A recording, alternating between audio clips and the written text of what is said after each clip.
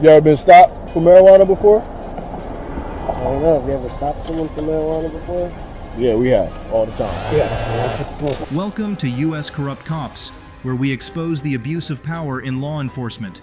In today's video, corrupt cops mess with the wrong person, and what happens next will blow your mind. Watch till the end. If you like this video, press 1. On April 13th, 2018, Officer Cody Thomas from the Chattanooga Police Department responded to a 911 report stating that a man named Polo, dressed in green and black, had threatened a resident with a firearm in Chattanooga, Tennessee. While handling the situation, Officer Thomas noticed local resident Nate Carter inspecting the mailbox outside his home while wearing a purple shirt. The subsequent interaction was recorded by Officer Thomas's body camera. Hey, Polo? Now, what's your name? Coming over mine, it's over there. Going over there with that. I got nothing to do with what they got going on. What's going on? I don't know. They called me. They ain't calling. I'm calling. Who are we calling about? Calling about me, buddy. Calling about you? Not calling about me. Open your ears to your mouth. Hey, how about you watch your mouth before you get still in the back of my car? You gonna put me in the car for other stuff in front of my house about private property not bothering you. You go here talking about who am I, Polo? And I told you no. Hey, listen. Yeah, listen, you be wrong. No, get your over here. You're not part of this. Come here. Come here, right now. Come here. You can't go for what? I'll shoot your dog. Shoot my dog, boy. You can't come in my yard. Get over here now. Get out of my yard. Get over here right now. Taser deployed. Start me at 20.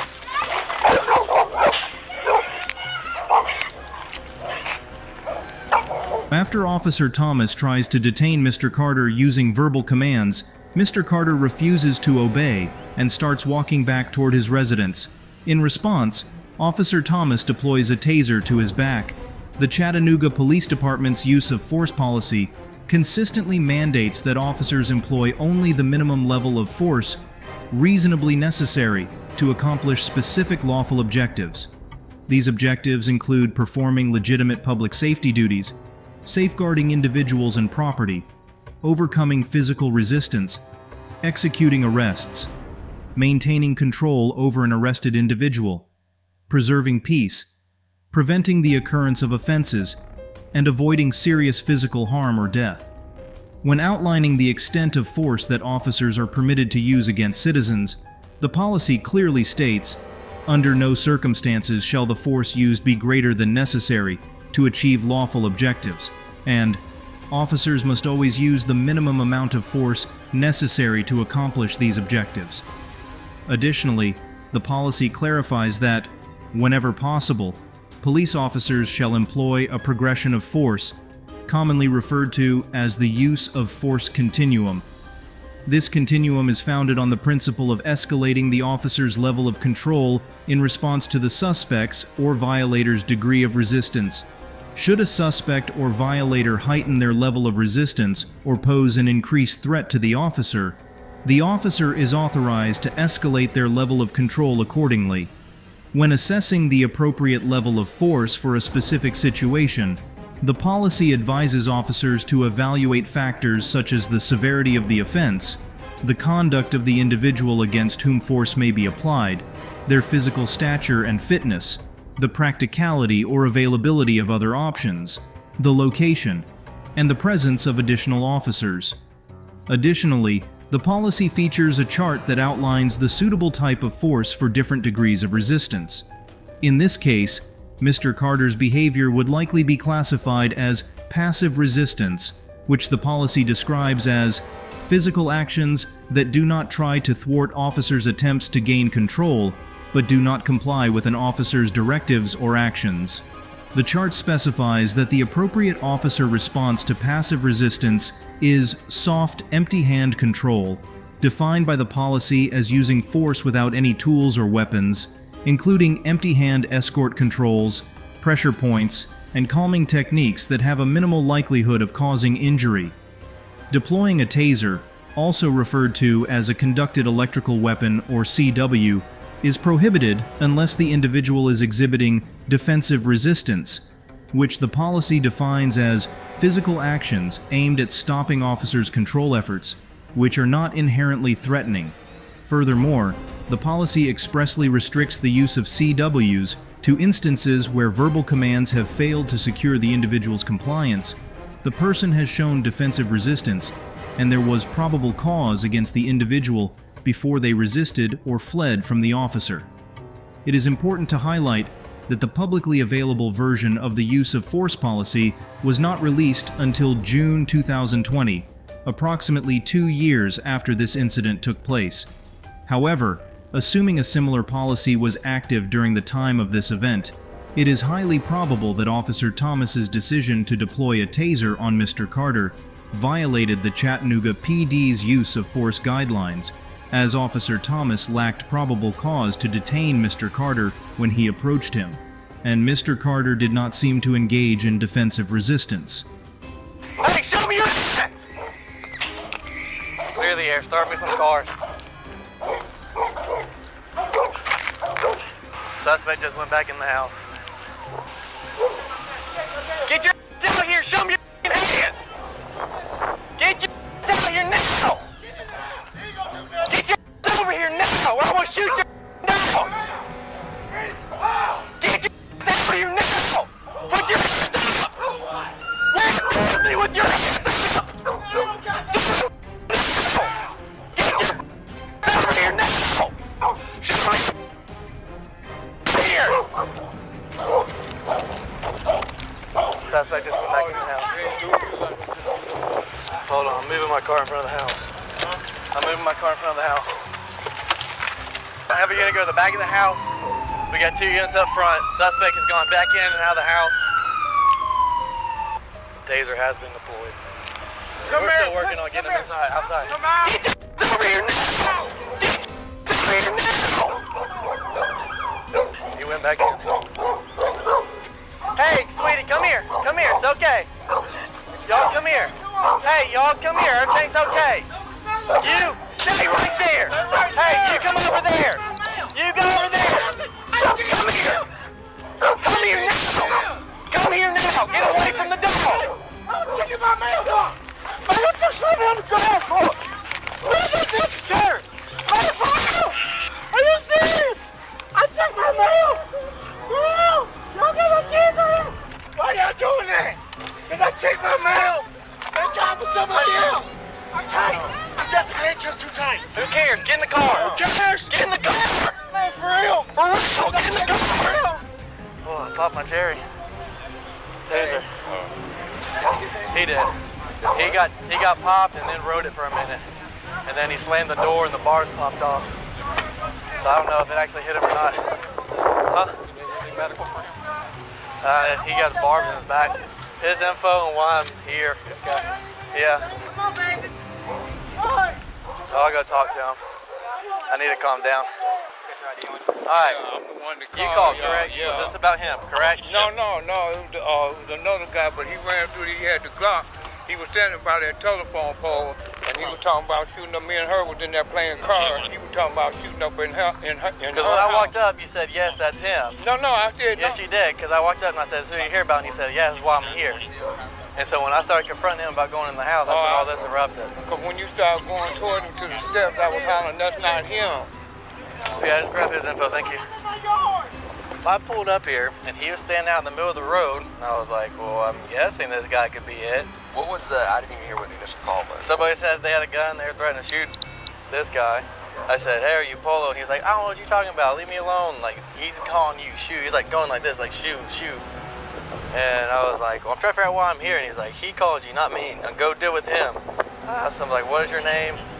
He made some comment. I said, what? And he said, how about you open up your ears and shut your mouth? And then so I asked him for his ID, and he was like, man, what you talking about? Leave me alone. Well, in my mind, that's the guy who has the gun. I said, how about you come over here to give me your ID? And he's like, no, I'm going back in my mouth, or going back in my house. He kind of stepped towards me and started walking back in the house. So I'm thinking he's going to go get either do something with the gun. So I tased him right in the back. He rode it for a solid 3 seconds, and then tripped up the stairs. And then he came back in the house, and so I pulled my car to where I can get behind it, because I didn't know if he was going to come back out and try to shoot. And then he came back out, but he was like still hiding behind the door. So I was like, he has a gun in his hand and something bad's about to go down. That's when he kept going in and out, in and out. Y'all walked up and his girls walked out. Officer Thomas provides an overview of his interaction with Mr. Carter, stating that he observed Mr. Carter positioned in the center of the street and thought, and I'm quoting, "I'm guessing this guy could be it." In the pivotal 1968 case, Terry v. Ohio, the Supreme Court initially determined that officers are allowed to briefly detain individuals based on what is termed reasonable suspicion of criminal behavior. The court clarified that when assessing the validity of a specific detention, given the particular circumstances, it is imperative that the facts be judged against an objective standard. Would the facts available to the officer at the moment of the seizure warrant a man of reasonable caution in the belief that the action taken was appropriate? Anything less would invite intrusions upon constitutionally guaranteed rights based on nothing more substantial than inarticulate hunches.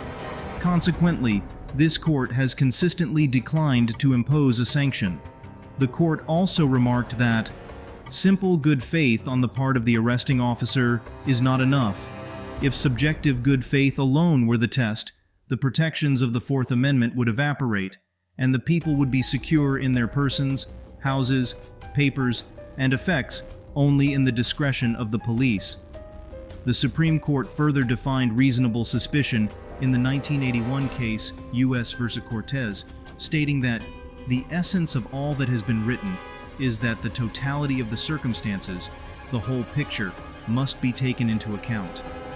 Based upon that whole picture, the detaining officers must have a particularized and objective basis for suspecting the particular person stopped of criminal activity. The court then outlined 2 criteria that must be met for a stop to be allowable under the Fourth Amendment. The evaluation must consider all of the circumstances, and the circumstances must, now quoting, raise a suspicion that the particular individual being stopped is engaged in wrongdoing. Although the Sixth Circuit Court of Appeals ruled in the 2015 case U.S. v. Chambers that a suspect's presence near the location of a reported crime can be a salient factor giving rise to reasonable suspicion, in this instance, Mr. Carter did not fit the description of the suspect who was identified as wearing a green shirt, and the victim stated that he informed Officer Thomas that Mr. Carter was not the culprit. Therefore, even if Officer Thomas genuinely believed that Mr. Carter was the suspect, it is probable that a court would determine that the situation did not provide him with the objective reasonable suspicion required to detain Mr. Carter. He said, the dog will bite. I was like, I'll shoot your dog. Mom isn't around though. For the kids? Alright, so you hang out with the kids. Because we had Adam count as a medical professional look at him here. I'm okay with that. Okay. But the hospital needs to clear him before he can do anything. Talk to Van Ness about how to write it up. It's feared for my life. The way you described it is fine, but make sure you, exactly like you described it to me, it needs to be written down. So what are you charging him with so I can tell his wife? Disorderly and resisting. And if Van Ness could help me with make up anything else. But that's what I have right now is disorderly resisting. Officer Thomas indicates that he will be charging Mr. Carter with disorderly conduct and resisting under Section 397-3531 for actions in a public place with the intent to cause public annoyance or alarm. This includes engaging in fighting or displaying violent or threatening behavior, refusing to comply with an official order to disperse aimed at ensuring public safety, being dangerously close to a fire hazard or other emergency, or creating a hazardous or physically offensive condition through any act that has no legitimate purpose. In the 2011 case of State v. Mitchell, the Supreme Court of Tennessee ruled that an individual's loud and belligerent confrontation of officers, coupled with a challenge to an officer's authority, qualifies as threatening behavior designed to annoy or alarm. This behavior was deemed sufficient to uphold a disorderly conduct conviction under this subsection of the statute. However, for this to apply, the individual must be in a public place, which Section 39-111-106 of the Tennessee Code defines as a place to which the public or a group of persons has access, such as highways, transportation facilities, and schools. Therefore, a court would likely determine that Mr. Carter was not in a public place when he was on his own front lawn. Nevertheless, The disorderly conduct statute contains another subsection stating that a person also violates this section who makes unreasonable noise that prevents others from carrying on lawful activities. Although this part of the statute does not require being in a public place, in the 2009 case of State v. Throneberry, the Court of Criminal Appeals of Tennessee found that an individual's repeated yelling at a police officer was not enough to maintain a disorderly conduct conviction because there was no evidence that the yelling disrupted the officer's ability to conduct an investigation or perform other lawful duties. As previously mentioned in this episode, it is unlikely that Officer Thomas had the necessary reasonable suspicion to detain Mr. Carter. Additionally, Officer Thomas could have proceeded with his investigation of Polo if he had decided to do so. Therefore, it appears doubtful that a court would find Mr. Carter guilty of disorderly conduct under any subsection of the statute. Concerning the charge of resisting under Section 39-16-602 of the Tennessee Code, the law states, "It is an offense for a person to intentionally prevent or obstruct anyone known to the person to be a law enforcement officer or anyone acting in a law enforcement officer's presence and at the officer's direction from effecting a stop, frisk, halt, arrest, or search by using force against the law enforcement officer or another." The statute further specifies, "It is no defense to prosecution under this section that the stop, frisk, halt, arrest, or search was unlawful." According to Section 39-111-106 of the Tennessee Code, force means compulsion by the use of physical power or violence and shall be broadly construed to accomplish the purposes of this title. It is highly improbable that a court would rule that Mr. Carter's actions in ignoring Officer Thomas's commands and retreating into his residence amounted to the use of force under this statute. As highlighted by the Tennessee Court of Criminal Appeals in the 2013 case of State v. Martin, the requirement for force in a resisting charge is not satisfied when an individual disregards multiple orders to stop and continues to walk away from an officer. Similarly, Mr. Carter did not seem to actively resist being handcuffed in the body camera footage. However, if he did make any movements that might be interpreted as struggling against the handcuffs, Section 39-111-611 of the Tennessee Code allows individuals to use force in self-defense if the law enforcement officer uses or attempts to use greater force than necessary to make the arrest, search, stop, and frisk or halt. Therefore, Mr. Carter could potentially defend himself against the charge by claiming that the officers employed excessive force during his detention. Information? Could you pull that up? I have it. Harbin will? Because he did the report. Hey, he didn't have his wallet on him. I have no idea who this guy is. Maybe he'll tell you if not, he's John Joe. We're gonna take you to Erlanger. What? No, I have a kid, buddy. Mama's coming to take him. Why you taking me to Erlanger? Because you got tased. What, you taking me to jail? Yep. What? Disorderly and resisting. I didn't resist arrest. I came outside to check my mail. I had nothing to do with what was going on over there. How the hell I go to jail but come outside to check my mail? Are you serious? I'm serious. For real? Has a heart attack. You don't care about nothing but your personal agenda. Trying to save your because you had no reason to even talk to me. You were called to my address. You had no right to stop and detain me. What law was I breaking? What nothing? You did not give me any statute code of my Fourth Amendment right to tell me why you were stopping me. I mean, go on, bro. Take me to jail. I will. Make sure you come to court. I will. He's pissed too. Come on. Is it safe to come out? I don't want to get assaulted again. I'm going to get my mail. Right. You'll have to go to jail and get your... Following his apprehension, Mr. Carter faced charges of disorderly conduct and resisting arrest. However, on November 2nd, 2018, both allegations were dropped. A formal complaint was lodged with the Chattanooga Police Department, and an internal affairs investigation revealed that Officer Thomas had employed force beyond the department's established protocols. Official reports submitted contained inaccurate and deceptive information, indicating a blatant disregard for a detainee's complaints and exhibiting unnecessary and unprofessional behavior and language during interactions with the public. Due to these infractions, Officer Thomas was suspended for 80 hours in November 2018 and subsequently reinstated on April 2, 2019. Mr. Carter initiated a lawsuit in the Hamilton County Circuit Court in Tennessee, which was later transferred to federal court. The lawsuit included claims of excessive force, malicious prosecution, false arrest, assault, and battery, seeking $1 million in compensatory damages and $2 million in punitive damages. On November 19, 2019, the case was dismissed following a settlement of the claims for an undisclosed sum. Overall, Officer Thomas unjustifiably using a taser on Mr. Carter, likely breaching department guidelines, maintaining a hostile and confrontational attitude throughout the interaction, and distorting key aspects of the incident. For example, he asserted that Mr. Carter was standing in the middle of the road, whereas the body camera footage clearly shows him at his mailbox when the recording started.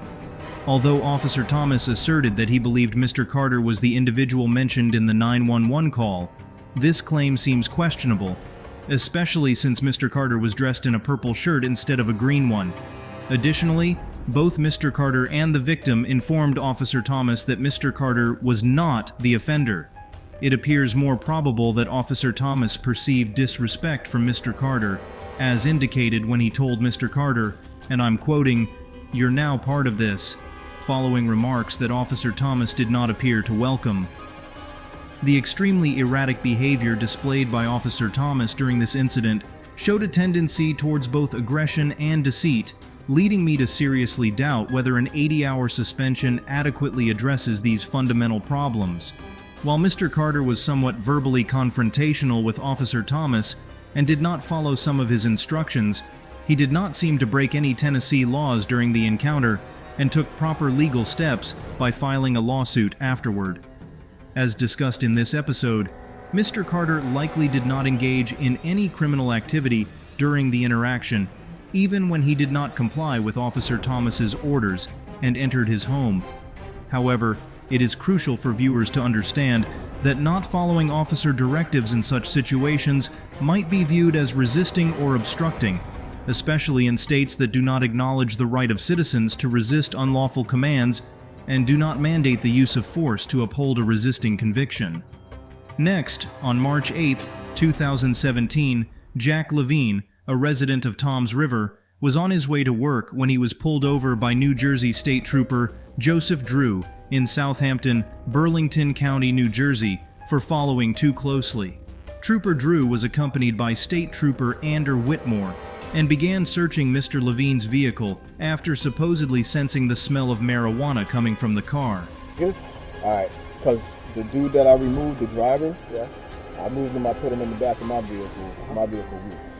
Your vehicle doesn't reek anymore. I was speaking to the passenger, he was like, listen, it's not my car. I don't know if anything is in there. You know what I mean? He's more so, playing that game, saying if there is something in there, it's not his. The driver, I went back and tried to speak to him. He's just not talking to me anymore. So he does reek. I think he may have something on him. He might have stashed it somewhere. That's what I'm thinking. Stashed it somewhere where we can't just physically can't. It's not in his pockets. I don't think, unless you just take the gloves off and maybe try it like that, and maybe feel. You turn his pockets inside out, right? Yeah, I'll search him again. I'm absolutely I would say he definitely reeks. You ever been stopped for marijuana before? I don't know. Have you ever stopped someone for marijuana before? Yeah, we have, all the time. Yeah, that's what it smells like. I want you to look and put all your money in. I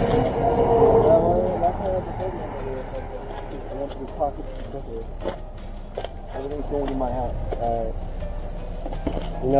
Money's got a lot of germs on it, right? We're gonna put that back on your hat. That's clear. If you think this is the worst thing I'm gonna do to you right now, You have another thing coming, my friend. This statement hints at Trooper Drew's malicious intent in his persistent search for what Trooper Whitmore later refers to as a ticketable offense. If these officers find it so challenging to detect the marijuana they claim to smell, it stands to reason that the amount they are seeking must be very small. Concealing a significant quantity of marijuana on oneself is highly difficult, especially during such an exhaustive search. These officers are resolute in their pursuit of marijuana through any means necessary to obtain a ticketable amount, highlighting the excessive and ineffective nature of their policing approach. You could have been honest with me from the get-go. I gave you a chance. Don't kick your shoes off. Yo, like, oh my god. Bro, this is ridiculous. Yo, this is like sexual assault. Like, I don't have nothing in my pants. Like, what are you doing? Yo, this is ridiculous. Like, Definitely get the odor when you open his pants. is that right? Yeah. Alright, look, you want me to take my boxers off right here so I don't have to waste the time to go downtown because you think I got weed? Like, what do you want me to do? Like, seriously, I have to go to work.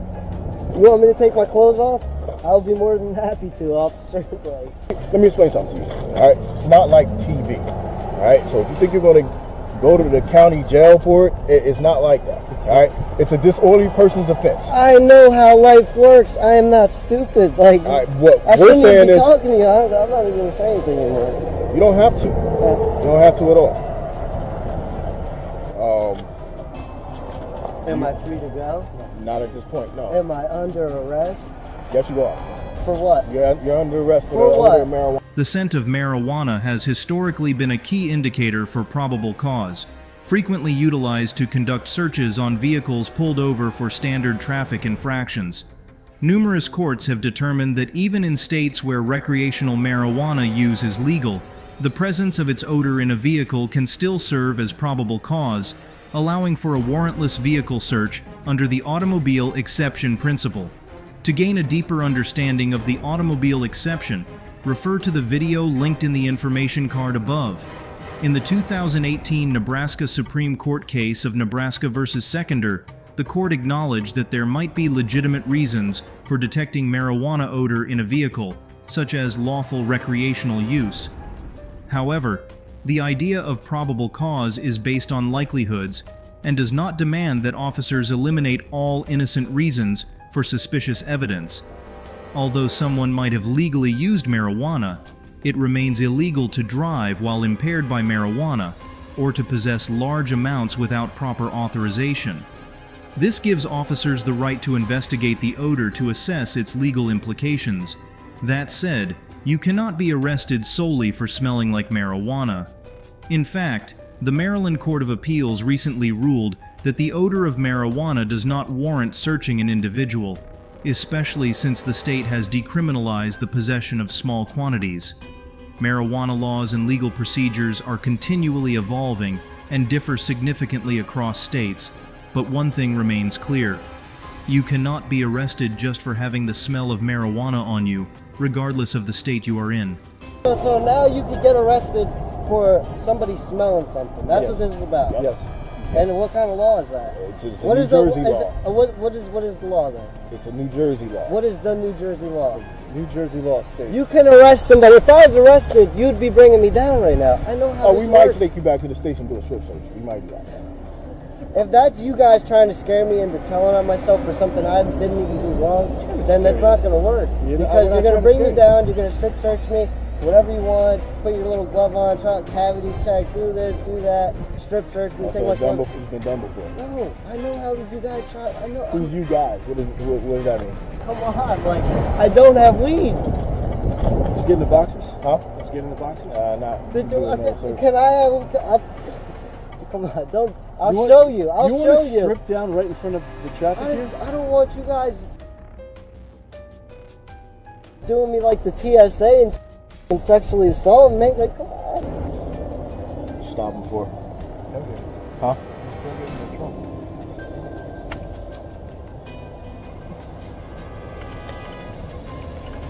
They're both negative. In the back. Who's he talking to? DB? I hope so. I mean, if it comes down to if I have to put on latex gloves and get after it, I will. Bro, you are not touching us. Yo, you could bring me down. You do what you gotta do. You are not sticking those gloves on me. You want to put your hand in my pants and sexually assault me again, just you could do that. You're not doing no weird shit with that. I don't care what you're talking about. Do whatever you think you gotta do. It's gonna be on that little body cam now. And it's going to be on a microphone. That's good. Alright, that's good. I've seen you right now. Alright, yeah, I know. I already know weird. I already said that too. I already know the car's negative. I know that too. So let's go. Go where? I don't know exactly if this is legal or not, but I don't think it is. It's legal. I just told you my detective sold it. I don't know. You can tell me where it is right now, or I can go in and go get it. What kind of gay shit is that, yo? Stop Wait, can we at least go in front of the cop car so we're on that camera too? Can we do that? You want me to search you in front of the camera? No, I really did. Yeah. What? Yo, you are really on some wild shit right now. Like, yo. Oh man, I can't wait. You better hope this is legal. Oh my. Did you find it? The legality of roadside cavity searches exists in a somewhat ambiguous zone and typically depends on departmental regulations. The New Jersey Attorney General's office maintains a 6-page policy on strip searches and body cavity searches that has been in place for 23 years, outlining a broad set of requirements and procedures for law enforcement officers to adhere to. According to the policy, individuals who are detained or arrested, but not incarcerated, cannot undergo strip or body cavity searches without a warrant or the consent and approval of a superior, which appears to have been obtained by Trooper Drew. However, the policy also specifies that body cavity searches should only be conducted when a person is incarcerated and defines such searches as either a visual inspection or a manual search of an individual's anal or vaginal cavity. In this instance, Mr. Levine argues that he was subjected to both a strip search and a visual body cavity search. In a 2018 piece from the Philadelphia Inquirer, Maria Haberfield, a professor of policing and police ethics at John Jay College of Criminal Justice, stated that searching for marijuana does not warrant rummaging through someone's underwear and characterized Trooper Drew's actions as inconsistent police behavior. She further remarked, "It's largely about judgment, so even if certain actions are permissible, the question remains whether they should be carried out." They're really ridiculous. So you might as well ask me on a f***ing date.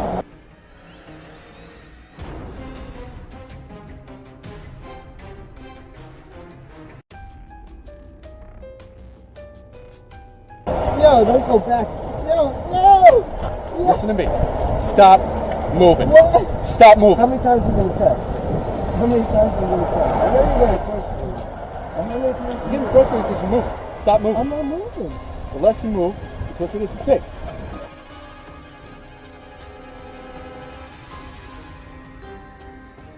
What are you grabbing me like that for? So you don't walk out into traffic and get hit. I know you just sexually assault me, but I'm not going to kill myself. I'm not that traumatized. I cannot believe that. After discovering no drugs, the officers escorted Mr. Levine back to his vehicle, issued him a citation for tailgating, and permitted him to leave. About 3 months later, Mr. Levine initiated a lawsuit against the 2 officers and the New Jersey State Police for $900,000, claiming that the officers sexually assaulted and publicly humiliated him during the search. The lawsuit is still in progress, and both officers remain on duty. In summary, Trooper Drew and Trooper Whitmore infringing on Mr. Levine's personal privacy and embarrassing him publicly while pursuing a minor marijuana charge.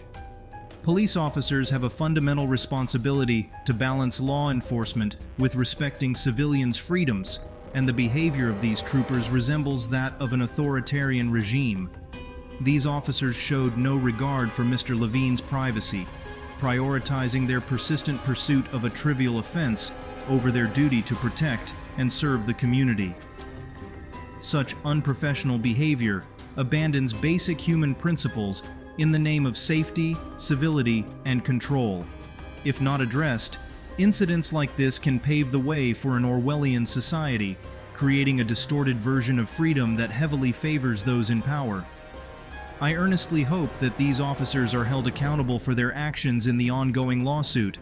Mr. Levine deserves high praise for staying composed throughout the encounter and having the resolve to pursue legal action afterward. His case has the potential to become a significant ruling concerning the restrictions on roadside searches, or the lack thereof. Unfortunately, it is unlikely that the case will reach a higher court because most government agencies tend to settle before going to trial. Often, the push for police accountability only slightly affects society, providing compensation for the victim while ignoring other issues and allowing the officers to leave unpunished or, worse, continue in their roles. Mr. Levine should certainly receive compensation for the trooper's actions, but Trooper Drew and Trooper Whitmore should also be reprimanded as a result of the lawsuit. On June 17, 2015, when a woman named Aranda Wendell was commuting to work in traffic, another vehicle attempted to change lanes, brushing against her right rear quarter panel.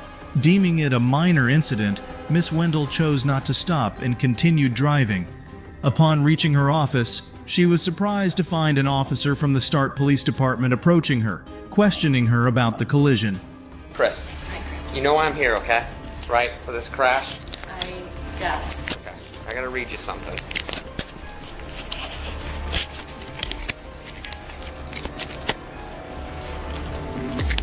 If I can find it.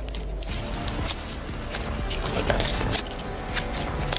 Since it is a criminal investigation, and I gotta read you something. You have the right to remain silent, and you say it can be used against you in court. Are you have the right. I'm just conducting my investigation, so I got to read this if I'm going to ask you questions. Okay, because I thought you. Okay. You have the right to talk to a lawyer for advice before we ask you any questions. Have him or her present during questions if you wish. You cannot afford a lawyer. One will be appointed for you before any questions if you wish. Decide to answer questions now without a lawyer present. You'll still have the right to stop answering at any time. You also have the right to stop answering at any time until you speak to a lawyer. Do you understand all these rights I explained to you? Sure do. All right, with these rights in mind, you want to answer some questions about the crash? Sure. Okay. What happened? I was driving, and there was somebody else driving really, really fast. And they were swerving in and out, and I don't,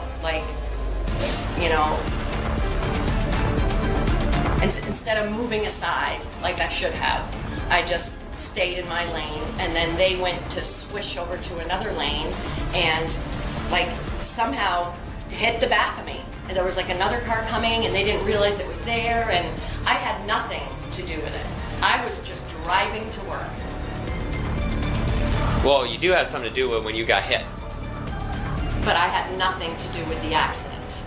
You're involved in an accident. You have damage to your car, and you were involved in an accident. Where did this happen at? You guys know where it happened. It happened on, I told him, on Canner Highway. Okay, just before you came to work? Yeah, on my way to work. Why didn't you stop? Why didn't I? You felt the crash, right? I felt that I got tapped, yep. Mm-hmm. Why didn't you stop? Because it wasn't an accident. In my honest opinion, I didn't think it was an accident. I see the damage to your car? It's not that bad. It's a little thing on the corner. And your headlight?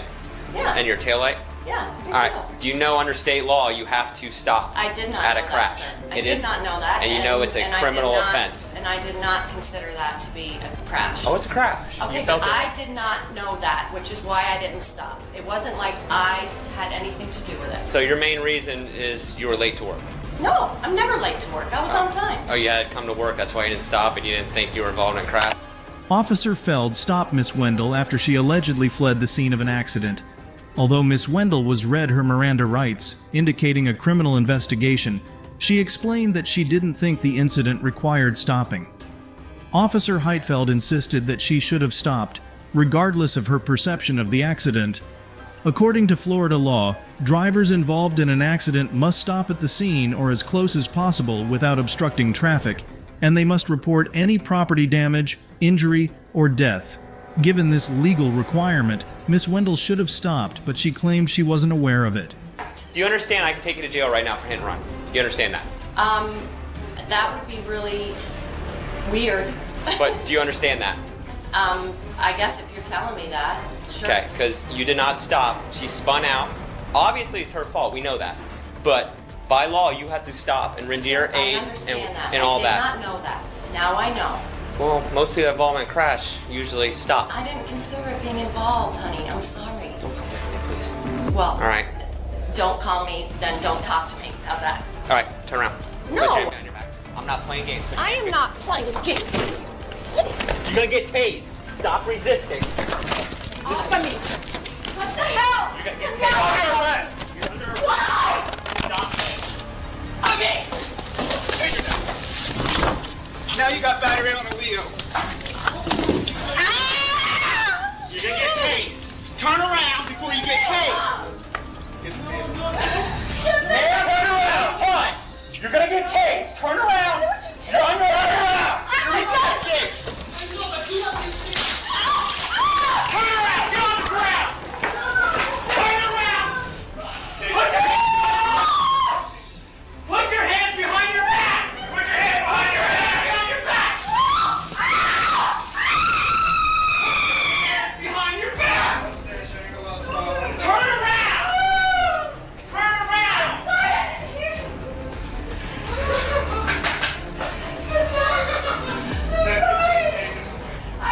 Somebody hit me this morning and I didn't know it was an accident. And then I called him honey. And he got mad at me for calling him honey and then he did that to me. Oh my God. My stepmother's coming right now. My stepmother's coming right now for appointment. She's coming right now. Please, sir. My stepmother's coming right now. Cameras are over there. You're off it. Shoot it. When she kicked at you. Stop. Listen. Listen. Honey. I gotta get these out of your back. Stop. That's fine. She's under arrest. Because I called him honey. That's why. No, because you resisted. And then you tried to get up the stairs. And then you tried to kick us. Because you were hurting me.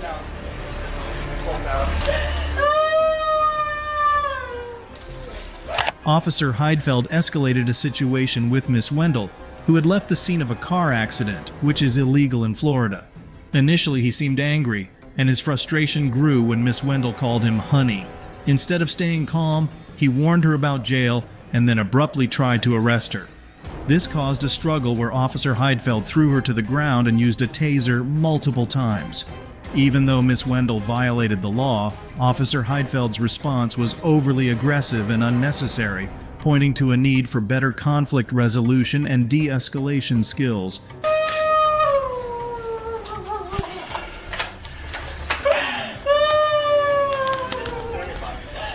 Roll over.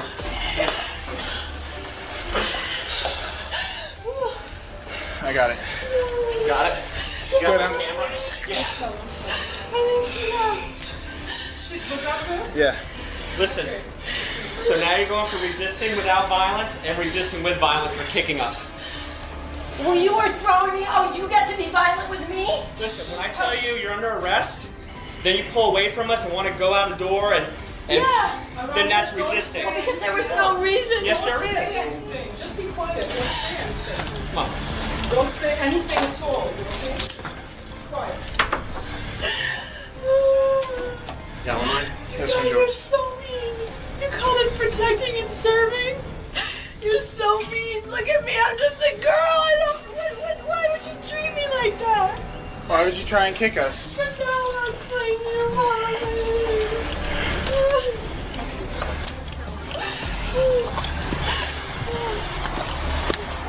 You okay? I'm good.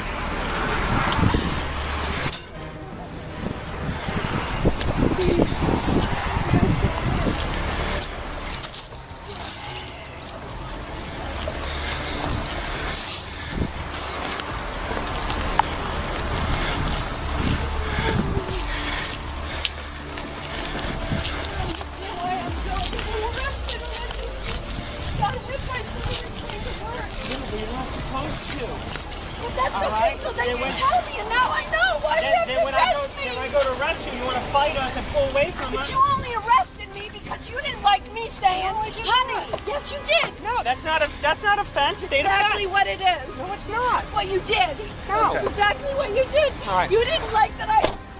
Yeah, my camera. I do. I'm just going to get some video of the car. This way it's all in one spot.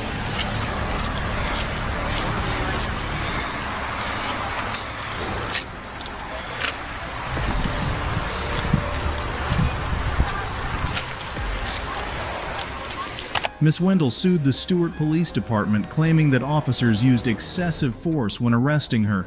According to her lawsuit, they slammed her into a corner, forced her to the ground, tased her, and handcuffed her without reason. The Stewart Police Department settled the lawsuit for $20,000 to avoid a lengthy court battle, even though they insisted they had done nothing wrong. Meanwhile, on April 6, 2019, Etha Police Department officers tried to break up a fight involving Kaji Ferguson. Their intervention was captured on video, but the situation quickly escalated.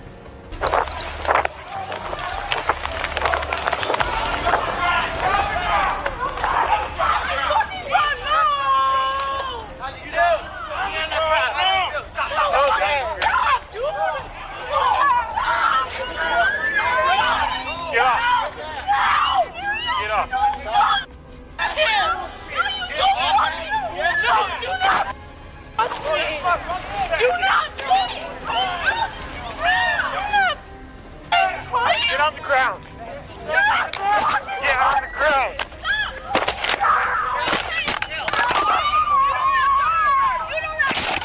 Get back. Get back. Get back.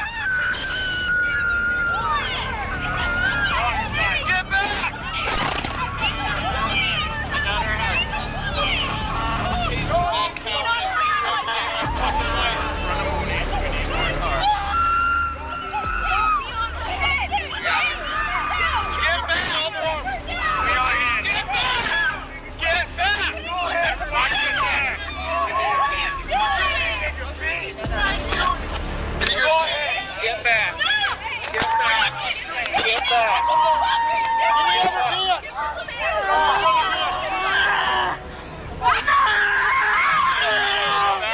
Get back! Get back!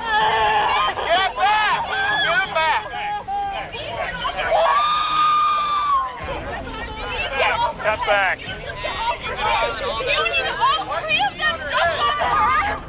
Everybody step back.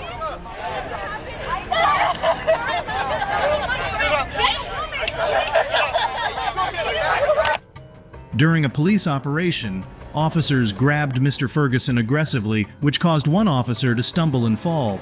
The fallen officer, visibly upset, immediately tased Ferguson without warning. A federal judge who was watching noted that Ferguson, who was unarmed, was not given a chance to comply before being tased, indicating that the officers had already pegged him as a troublemaker.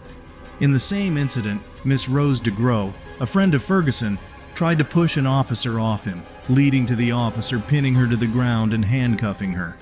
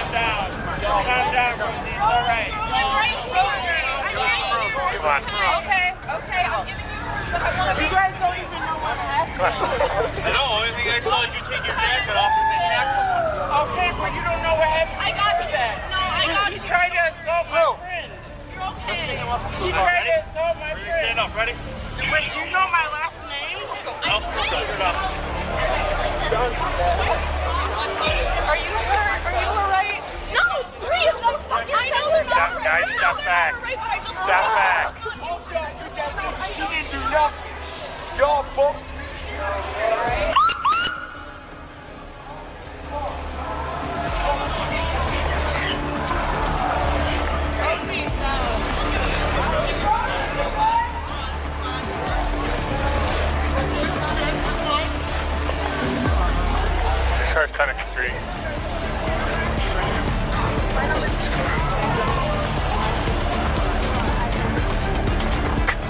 You got her? I got that manual unlock it. Are you good? Greg!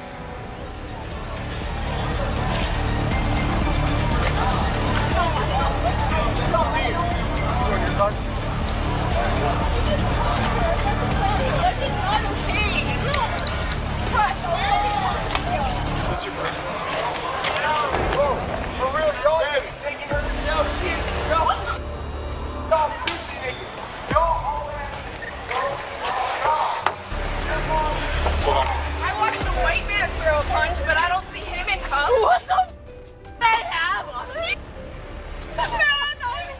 Mr. Ferguson, while lying on the ground, claimed that police officers assaulted him without understanding the full situation. Police are required to investigate before using force, following guidelines to ensure fair treatment. Supreme Court rulings in Tennessee v. Garner and Graham v. Connor, as well as New York state laws, set the standards for police force, with Graham requiring objective reasonableness, and Garner allowing deadly force only if there's a serious threat. In this case, the use of force against Mr. Ferguson seemed unjustified, as he was not under arrest, trying to escape, or posing a threat. This raises concerns about police conduct and the need for proper procedures to prevent excessive force.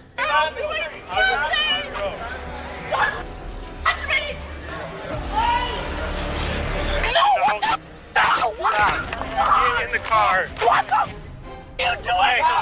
Hey. No, what the No, seriously. Seriously. I mean, what? No. You're gonna get what? I did not kick Step you. back, man. I know. What are you doing to my Just step back. Stay over here.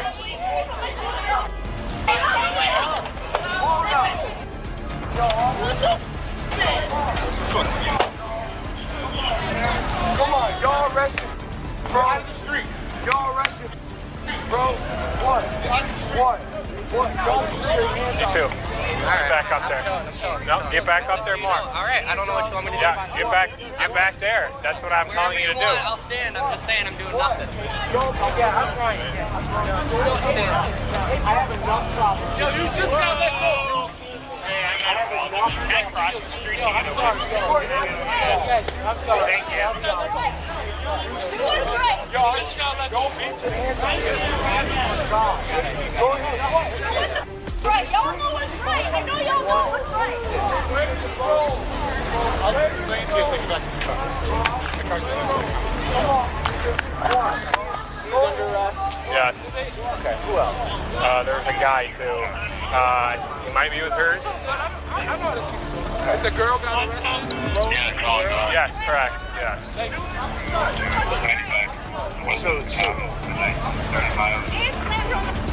Under arrest. Yes. This girl is detained. I'm not sure about him. Oh, that guy in the red shirt down there, he's under arrest too. She has to say something to you guys. Listen, I promise you, I will give you my ear and I will explain everything. Okay. Clearly, you want to hear all about it. I would like to. I'm like a neutral party, I swear to God. But that one man slammed her on the painter, and she wasn't doing anything but defending her friend. Okay. She was just trying to talk. Okay, we'll get it all figured out. I'm gonna go ask Greg. Okay. Y'all know what's right. right. Yeah. Mr. Ferguson punched a man alleging he had tried to assault his friend. In response, an officer tasered Ferguson without any verbal warning, contrary to official guidelines that require a warning and an assessment of the situation before deploying a taser. Following this, Ferguson and another individual, DeGroat, were initially charged with felonies. These charges were later reduced to misdemeanors by District Attorney Matthew Von Hatten. Ferguson and DeGroat subsequently filed lawsuits against the officers, alleging excessive force and unlawful arrest. The lawsuits claim the use of force was unconstitutional and seek monetary damages of at least $500,000. The lawsuits are ongoing at the time of this report. Next video, on December 31st, 2020, Matthew was driving to a gas station in Rincon, Georgia to purchase a Mountain Dew. Coincidentally, a DUI checkpoint was set up in preparation for New Year's Eve. Matthew recorded himself driving through the checkpoint, bought his drink, and parked about 100 yards away to observe and film it. As he walked to the checkpoint, he was approached by 2 troopers from the Georgia State Patrol. Good. For what? Put the cigarette out for me. The cigarette, can you put it out for me? What did I do? You park your car down there and you're walking. Okay. So we're just trying to make sure you're okay, okay? The trooper's gonna talk to you. Just put that cigarette out for me. I've had people put them at me and I don't want to drop them down. Thank you. How you doing, sir? You have any ID on you? I don't. Okay, where are you coming from? Over there. Where's over there? I parked over there and I was just walking. Why would you do that? Is this a consensual conversation? No, it's not. Right now you're being detained for questioning purposes because you parked your vehicle at the back of a road check and decided to walk through it. Is there any reason for that? The road check is over there. Right, but you parked before the road check instead of coming through the road check. I just wanted to watch.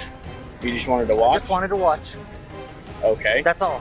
I just wanted to watch. All right, you haven't had anything to drink tonight? I don't drink. You don't drink at all? I don't drink at all. All right, do you mind if I check your eyes just to make sure you're safe to drive really fast? I've had Mountain Dew. Okay. Do you mind if I check your eyes to see if you're safe I to drive do. really fast? I've had 8 eye operations that won't work. Okay. You want to just blow on the PVT then? Nope. You don't want to blow it off? I'm not driving. You were driving. I walked. Yes, but you were driving. As long as I can prove that you were in the operation of a motor vehicle 3 hours prior to me stopping you, and this has been 20 minutes, You didn't not stop 3 me in the hours. vehicle. It doesn't matter. I don't have to stop you in a vehicle. I'm sorry.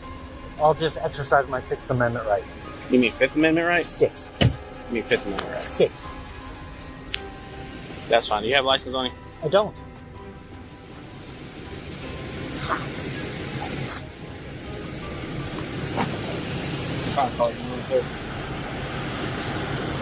I'd like to exercise my 6th Amendment right. That's fine. What's your last name? What's your last name? Did I commit a crime? I mean, seriously, guys, I just wanted to watch. And I'll do everything I can to dispel your fears or anything like that. Matthew was detained by police, raising concerns about his rights under the 5th and 6th Amendments. He didn't explicitly ask for a lawyer, so police could legally continue questioning him. After providing ID and passing a breathalyzer test showing he hadn't been drinking, Matthew was released. His family was far away and unable to post bail, so avoiding arrest was crucial. This outcome underscores the importance of clear communication with police to protect one's rights and avoid further complications. For people to do, it's typical that DUI drivers park their cars and walk. And walk. That way they don't get locked up for DUI. You see what I'm Except for saying? the fact that So I've already then- went through the checkpoint. Okay, I don't know and that. I been didn't pulled check you. here. But I have all articulable reasonable suspicion to think that you're a DUI driver at that point. I did And I need to everything I could listen to to me, okay? dispel your Listen to me, belief. okay? I'm talking. Listen to me, okay? So, when I ask you certain things, that's why I'm asking you certain things, okay? And for you to get all defensive about it and not answer my questions, listen to me. I'm talking. I'll let you talk in a minute, okay? And when I ask you for your information, ask you if you've been drinking, ask you where your car is, you're being ambiguous about everything because you think you know your rights and you're going to get over on the cops and all this stuff like that. I watch YouTube too, I get it, okay? I wanted to be left alone. I got you. I answered your question about drinking. I told you where I came from. I pointed to where I parked my car. I was walking. I did everything I could to dispel your suspicion. You still decided to put me in handcuffs for Because violating you identify for yourself. violating no laws. Yes, you have to identify yourself when I ask you to. In what situation? The fact that you were driving and you stopped at a road check. I have every bit of I articulable, went reasonable suspicion. through the road ARS. I did not check you at the road check, sir. We'll see. I mean, I Okay. went through the road check.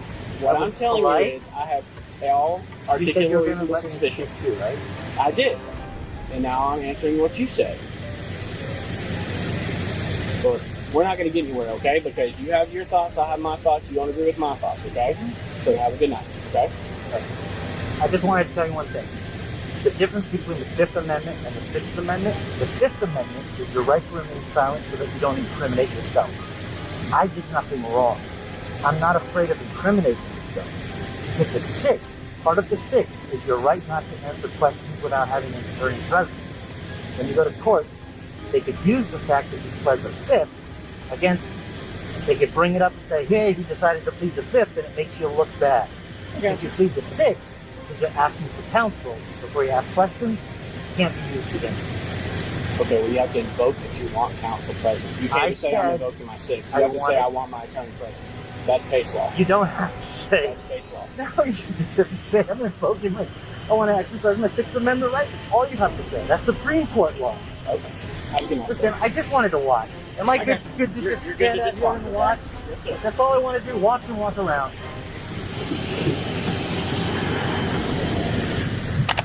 In Georgia, a driver can't be stopped just for legally avoiding a roadside checkpoint, like by turning onto another street or making a U-turn.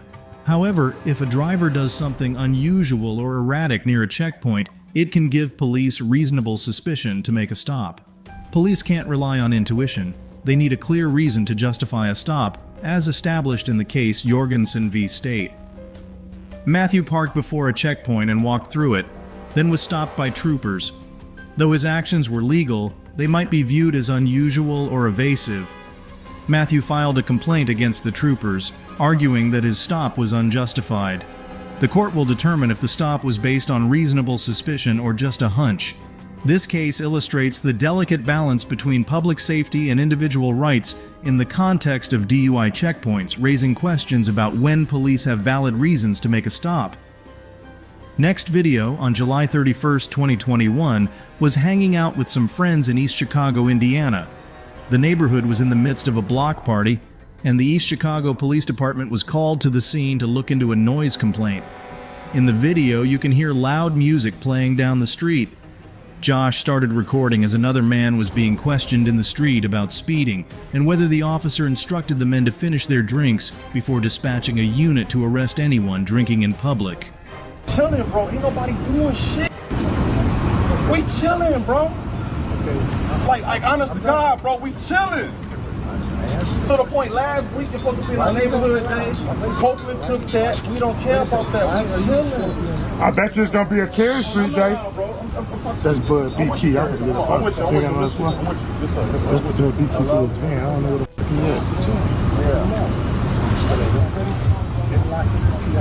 he So you did. You rolled past and rolled down your window and said, "Drink up before the paddy wagon come." You should have hopped out like you did and said, "Hey, fellas, what's going on?" Yes, you did. Is everything got you said we good? He good. I heard you say that, bro. Damn lie. I'm talking to you. You pulled up, roll your window down, bro said. Now I'm gonna tell you drink up before the paddy wagon come. You didn't hop out and talk to it. No, man out here. Ain't no kids out here no more. 30 seconds when we was little, bro. We don't do that no more, bro. Okay, we good. I'm done talking. Next thing is, I'm just gonna. In the midst of the conversation, one of the officers starts shouting at individuals off camera, demanding that they leave instead of facing the possibility of being forcibly taken away and imprisoned. The officer then presents the man with a choice: either go home within 30 seconds or face arrest for reasons that remain unspecified. Nevertheless, the mere threat indicates that Americans lack true freedom. Go home. Go home right now. And I'm betting I say it again. I'll lock your big ass up. So you didn't say drink up? No, I didn't. Hey, he didn't say he said drink up. I did not say drink up. But I heard, what you thought what the charge was going to be. Okay, so now you all got 30 seconds and then I'm not going to change my mind. I'm done talking. I already explained. No, I'm done. You asked me. You got 25 seconds. Now I'm done talking. All right. What's your name, bro? Tippy. About 20 seconds now, big fella. No, listen though. I never fool you. I ain't talking to him no more. I'm talking to you. To the point where I got more time with you. Your time is not. It's best for you to walk off, cuz they trying to find a reason to lock you up. 10 seconds. You had about 10 seconds. Walk off. Josh, who hasn't been drinking, attempts to persuade the man to leave before the cops throw him in jail.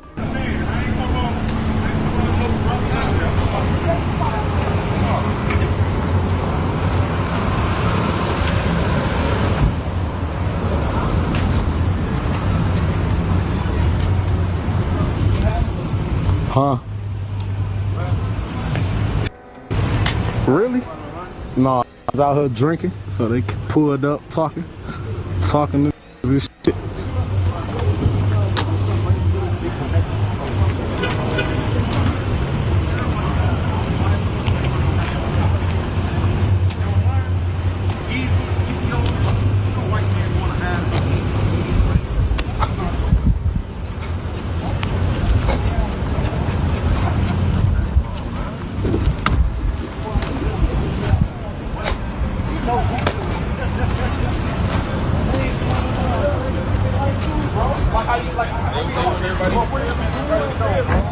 Man, it's a free. Rilla, just walk away. You doing that?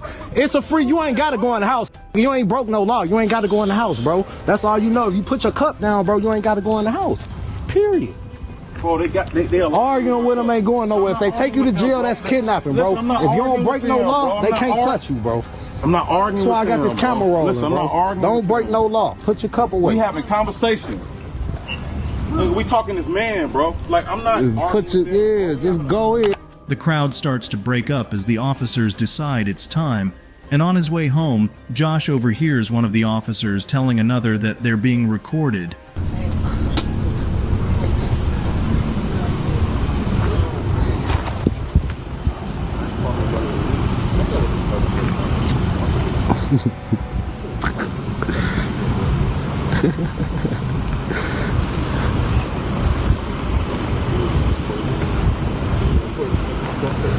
Yeah, I'ma keep recording you. You could talk all that too. I'ma talk now because you talking. I'ma talk now because you talking. Yeah, you said something about me recording. It's recording. You think they can't hear you? That's cool. You got a right to do that shit. I know. I know. I got a right to stand, just like I got the right to stand right here. You hear me, man? You said what? Just like I got a right to stand out here. Did I say you couldn't? All right. Did I say you couldn't? No. All right. You a goofy. Fuck is you talking about? You called me a goofy. You just did. Yeah. What? What you touching me for, bro? Bro, why'd you touch? Josh has recently been arrested by Officer Mitchell Tipton, a probationary officer. During the arrest, he claims to have been tased and charged with assaulting a public safety officer. His most recent court appearance was on November 23rd, where his counsel requested a continuance for more time. I personally reached out to the department and was informed that they do not possess body cams or dash cams. Despite my polite inquiry, Operator 505 responded with an inappropriate and unprofessional attitude. I've been hung up on multiple times recently while asking for recordings of the calls, CAD reports, and radio transmission recordings related to the incident. They have directed me to multiple numbers to file complaints and request records. However, the department has failed to respond to my multiple inquiries. The numbers I've been given refuse to return my calls or address the situation at all. This incident clearly shows the state's failure to uphold a peaceful and lawful system within the community that supports it. If you found this video insightful, hit the like button and leave a comment. Share this video with someone who'd find it interesting, and subscribe for more content on police accountability. See you next time on US Corrupt Cops.